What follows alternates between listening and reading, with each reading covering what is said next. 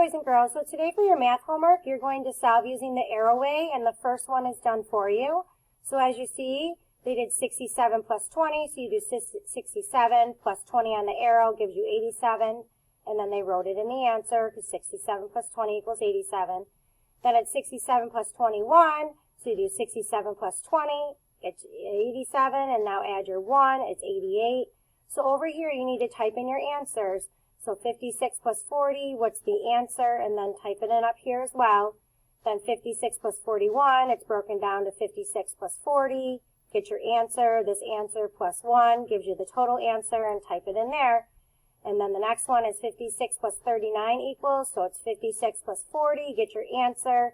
Then you subtract 1 to get your final answer and type it in. Now over here, you're going to have to type in what you have to do. So if this is 68 minus 40, you're going to do 68, and you're going to type in minus 40 to get your answer. And the same for the rest.